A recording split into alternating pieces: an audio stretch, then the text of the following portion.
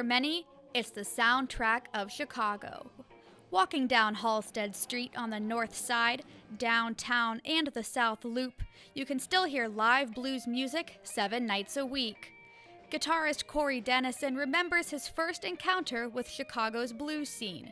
It was this sound that drove Dennison to leave his hometown of Chattanooga, Tennessee, and set his sights on the big city. It was something I'd never seen before, and I was like hit with this onslaught of like sound, you know. I was just like, oh my God, holy cow, what have I been missing? For more than 12 years, Dennison played as a sideman for fellow Chicago blues guitarist Carl Weathersby before forming his own group. Over the years, he has seen firsthand the changes in the city's blues scene. It has to evolve to survive. So, you know, we've lost a lot of great players over the years, you know. So a lot of the life, you know, kind of has left. I don't think a lot of it's taken as serious as it should be. The past few years have been hard for local blues fans. After more than 50 years in business, Rising Rents forced owner Bob Kester to sell the inventory of his Jazz Record Mart in February. The store was one of the largest specialty blues and jazz record stores in the country. The once vibrant storefront, a hangout for local musicians, now is empty. But despite these changes, Kester still owns one of the last remaining landmarks of Chicago's blues and jazz golden era. Delmark Records. Delmark Records.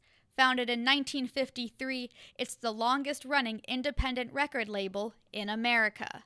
It's almost run a little bit like a hobby.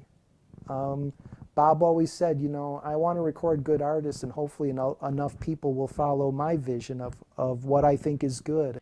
That vision led to the recording of some in blues and jazz's most prominent artists. The label has over 550 titles to its name, from Junior Wells's Hoodoo Man Blues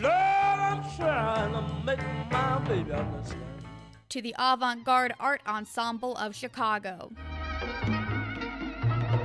Kester says it was the lyrics that drew him to blues music in the early 1950s. It's basically, technically very simple, 12 bars and certain chords and so forth. But the music side, the instrumental side, is not that important. It ought to be pretty good before, if you're going to record it. But it's the lyrics, it's the poetry. That's what turns me on about blues, and I think that's what turns a lot of people on. At 83 years old, Kester is still actively involved in the day-to-day operations of the label. When asked what keeps him going, his answer was very simple. It's what I do for a living. He's in every day, 5 days a week, from noon to 6:30 p.m., working alongside his wife Sue, his son Robert, and producer and manager Steve Wagner. We're just running a rough mix. This is a live recording. And introduce the other. Studebaker John.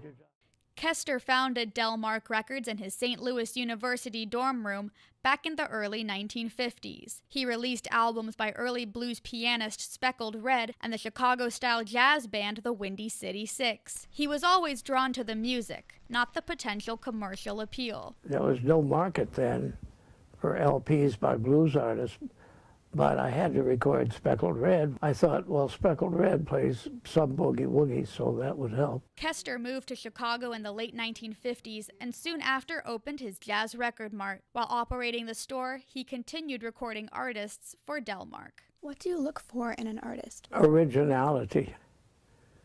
If they sound like someone else, I'm not interested. If they are deliberately trying to sound like someone else, I'm even less interested. By the 1950s, Chicago was the epicenter of the blues. Poor Southern African Americans migrated north from the cotton fields and plantations in search of a better life in the big city. They brought their musical heritage with them, and it soon became electrified. Record labels like Chess and Delmark began documenting this popular sound. All that history preserved in the Delmark office. One of our prized possessions. When Big Joe Williams, I think, was given a guitar by a company that made 9-string guitars, he gave us his. obviously out of tune. Boxes of master tapes and old promotional material scattered around the space. And these are metal mothers or masters for LPs. This is for Junior Wells.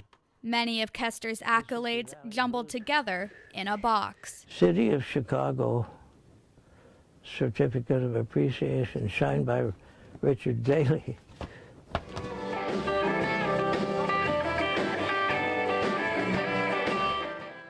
This year, Delmark signed the Corey Dennison Band. The group released their self-titled debut album on March 1st. Dennison says he had been questioning making music his full-time profession until he got the call. I was so overwhelmed and so, because like all my idols, you know, Junior Wells, Buddy Guy, Magic Sam, Otis Rush, Mike Wheeler, you know, it's just Larry Bell. There's so many guys that I listen to that I have in my iPod or in my CD collection. And for him to take a chance and, you know, roll the dice, it was an honor to me. Even as Delmark continues signing new talent and reissuing classic albums, illegal downloading poses a threat. It has been rough in recent years because people download the records for nothing. We've had to change the way we pay artists, i.e. we don't record artists who won't sell the records off the bandstand. And sometimes they get their pay in records. But Kester says the future looks bright. He plans to reopen Jazz Record Mart in the front of Delmark's office. And 63 years later, he's still looking ahead for that next classic artist to keep the blues alive.